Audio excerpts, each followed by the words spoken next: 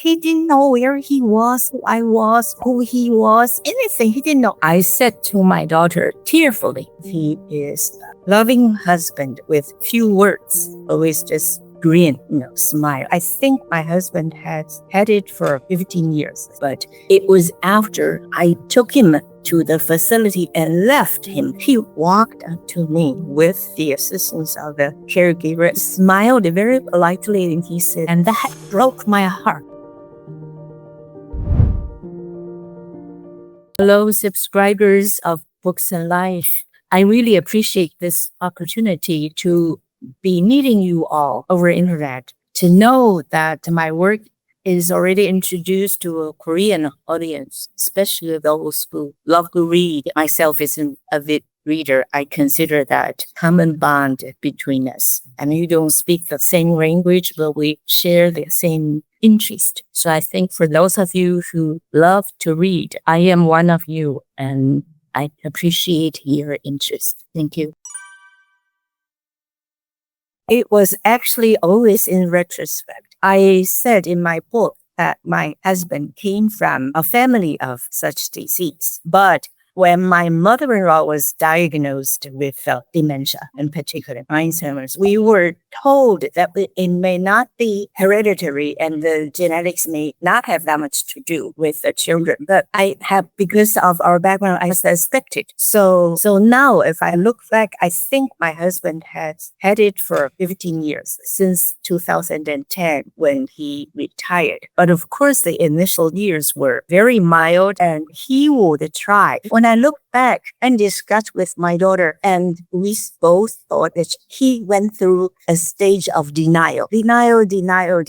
So he would try to cover. But I first noticed, and because his mother had it, his older brother, older by a year and a half, also had it. So when he began to display similar symptoms, which may is this change of his behavior. So I was alarmed, but it took me 2 years to persuade him to see a neurologist, because every time I say, let's go see a doctor, and he said, oh, I'm fine. I just need to see my cardiologist and get my maintenance drugs. So I think when he began to call me very often during work, and when I began to feel that he was getting serious. He would call me in the middle of the day, like in the morning, and he would say, where are you? And I would say, at work. And he would say, oh, I'm sorry. Then he would do that. Or, where are you? I'm in a meeting in the Ministry of Education. Oh, I'm sorry, just go on.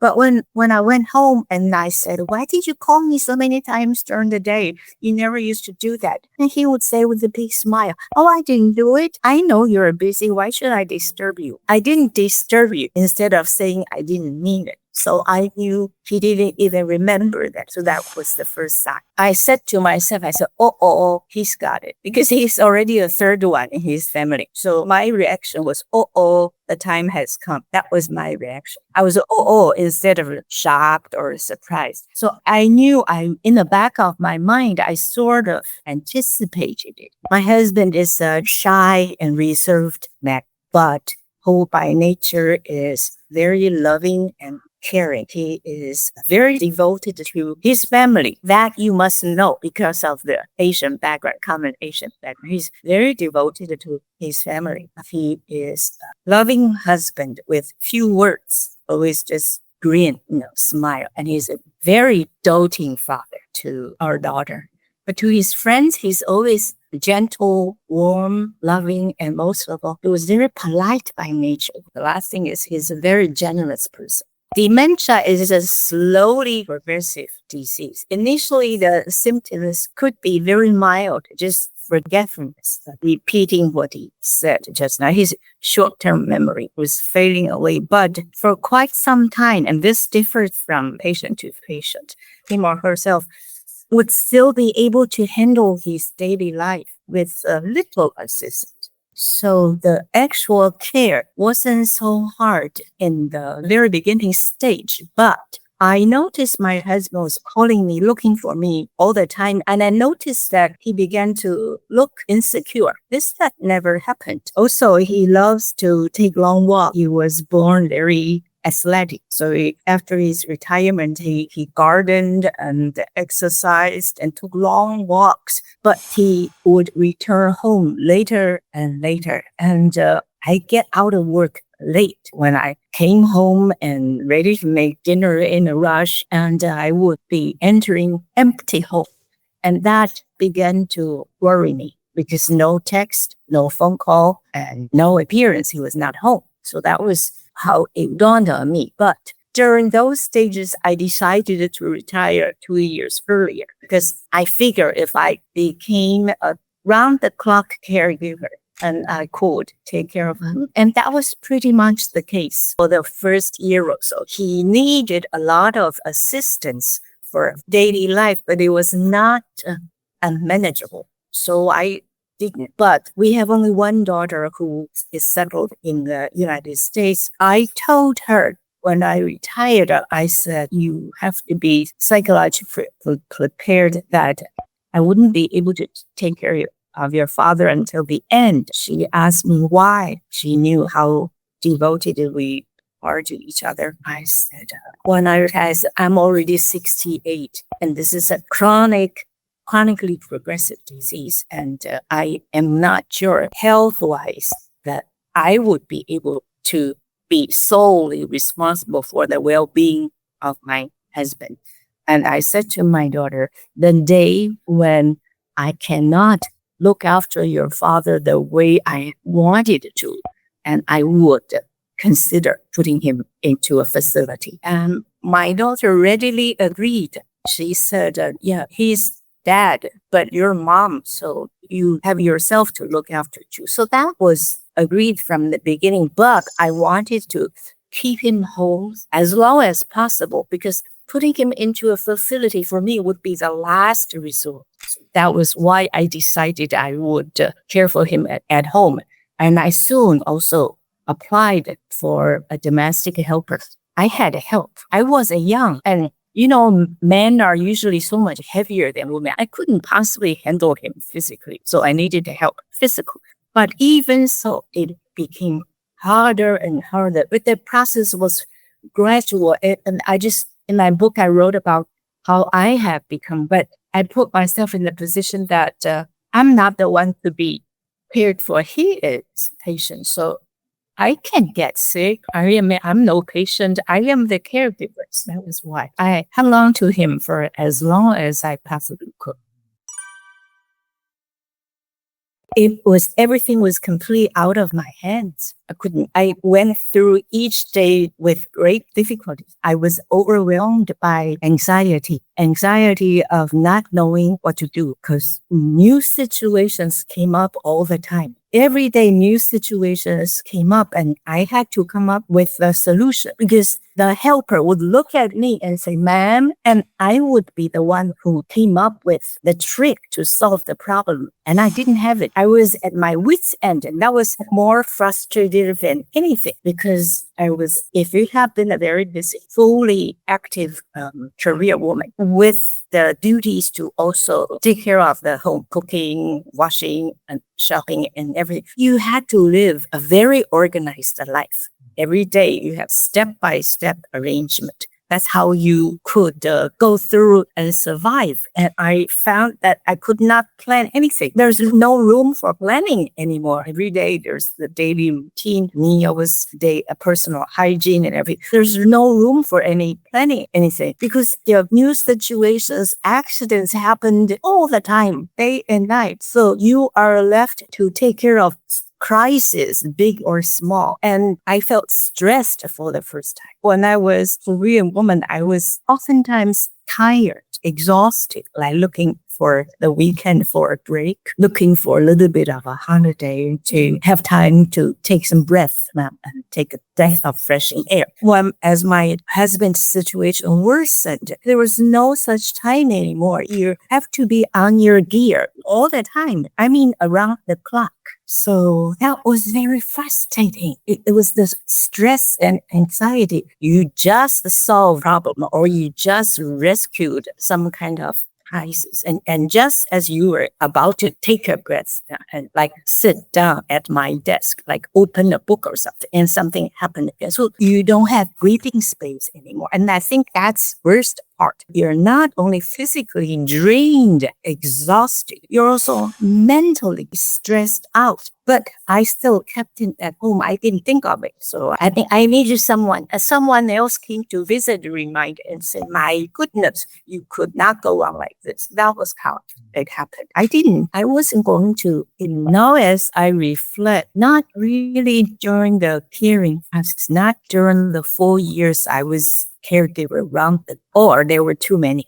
Not really when he was home, because when he was home, I accepted everything. So I didn't consider for a moment that his unusual or abnormal behavior was anywhere not acceptable. No, I didn't. But it was after I took him to the facility and left him. That was the heartbreaking moments. That's when the heartbreaking moments began. And I had to leave the facility with my daughter, and he didn't even turn back to look at us. And I was really heartbroken. This is not home, and you're not gonna. We said bye, and he said bye, and he didn't look back. And that was a heartbreaking moment. Another moment is this: after 2 weeks, I went to see him. I was told by the facility not to visit him too early and too often, and need the time to get him and the caregivers used to each other. And of course, I said yes. So after 2 tormenting weeks, very difficult weeks, I went back to see him. And he walked up to me with the assistance of the caregiver, and he greeted me like a friend that he had not seen for a long time. He smiled very politely and he said, "Hi, long time no see." And that broke my heart. Because my husband, in all our life together, never said long time no see to me.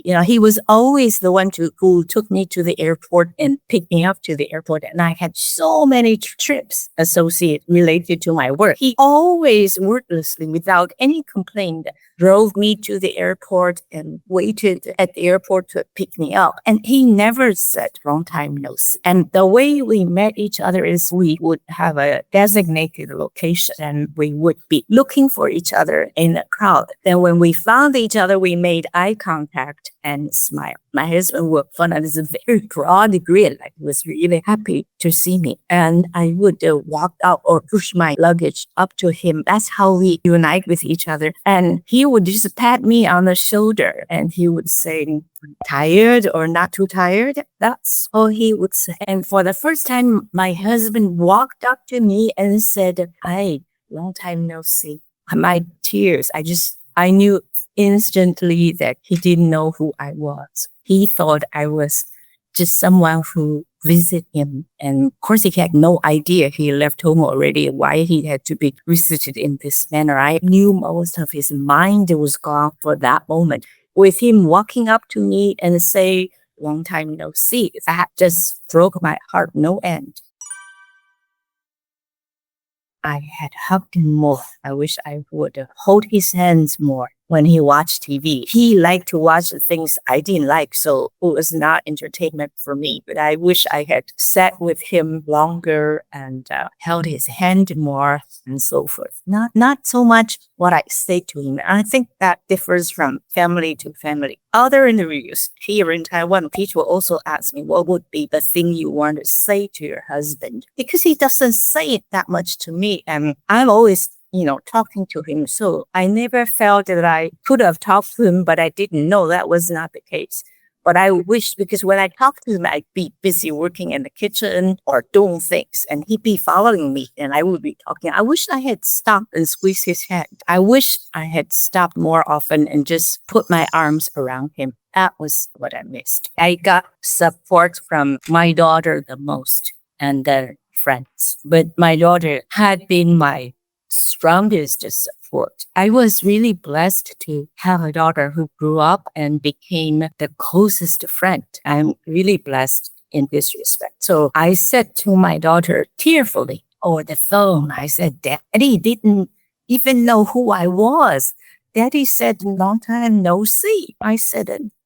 And he didn't know where he was, who I was, who he was, anything. He didn't know. Daddy didn't know anything anymore. What's left in Daddy's heart? Would he still know that we love him? Would he still know we would love him no matter what? Daddy remembered nothing. And my daughter said, she knew how to calm me. Mom, take it easy. She said, Daddy must know. He must know that you and I, we love him. But he couldn't express anything anymore. So just go on loving him as always. You and I, just go on loving him as usual. And those words registered in my heart. I realized I must not have any expectation towards my husband anymore. I shouldn't expect him anything. So now there's no expectation whatsoever. And my routine is I visit him once a week. And unless I am abroad, and I didn't go abroad after,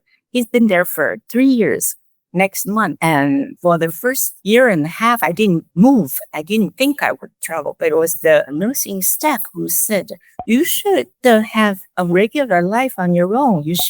You can go. It doesn't matter if you skip a week or two. He doesn't have any recollection of who visited him or said what to him. I knew that, but I just didn't want to leave. So I visit him once a week. And if he smiled, I'm happy. If he didn't smile, that's okay. I didn't expect him. Sometimes the staff even say, this is your wife.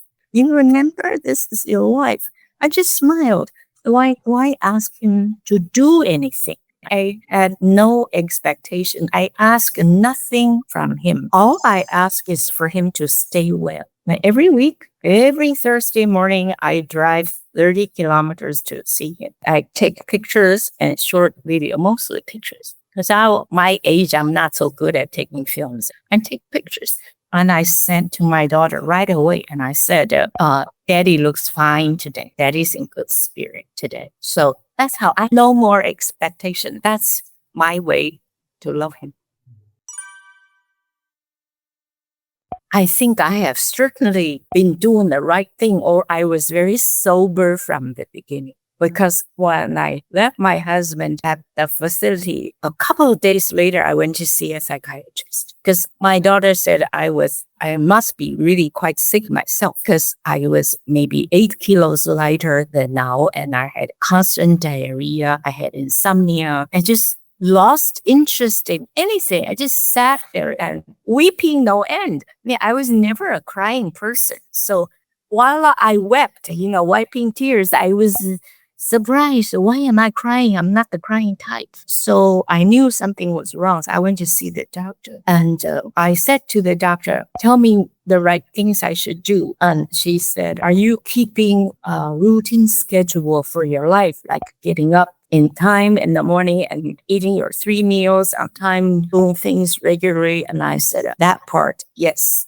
That was a very good start because you're definitely a disciplined person. And she said, yes, that's very good. Keep your daily routine. That's lesson number 1. Then she said, it was a lady doctor. She said, try to fill your days with some activities, not every day, but with fixed regular activities that keeps you on a routine in addition to just those basic. And she said, leave home from time to time. Don't just sit in front of your desk. That was harder because I'm quite a homebody because all those years working as a researcher, I'm very used to spending long hours in front of my computer at my desk. So if there's one day I didn't have to go out, I was actually happy. But some of my friends at my age would go out every day, activities filled every day. I wasn't that type. But she said, my doctor said, you have to have some regular activities that fill your day. You shouldn't dawdle. You shouldn't idle through a day. So that was lesson number 2. Third is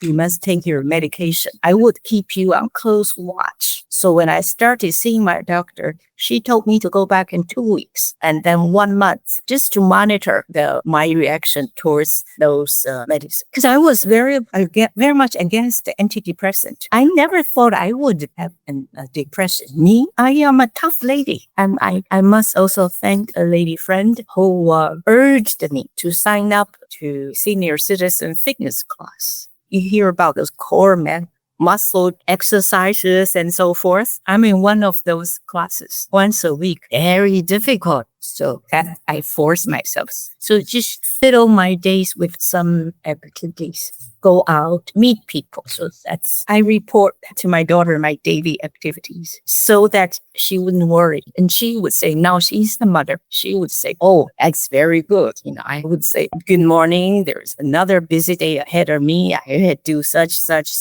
And my daughter would reply, oh, that's very good, Mom. So that's how we do. Say something you never said before. Just work up the courage to say. Work up the courage to say, I really love you. I'm really grateful to you. I love the moments we're together. If you cannot say, I love you to your parents, don't force yourself. There's no need to force yourself. When I was growing up, we didn't say love to our parents. When I learned English, I said this, how come these people say the word love all the time? We say, your counterpart, we say chua. We don't say salang all the time. Never. But when I had a child, I decided, because I had lived in the US for many years, and I had decided that's not a bad way either. So I would say, I love you, baby. And that became very normal. So you just do what you normally do. I think rather than saying something, it would be more significant to do something. I think our culture and our respective cultures, I think doing is oftentimes more significant than saying. For my generation, definitely. So if you cannot say it, it's okay. I could never imagine saying to my grandparents, I love you, Grandma. I would just go into my grandma's arms and I hug her, because she's so warm, soft. So that's it.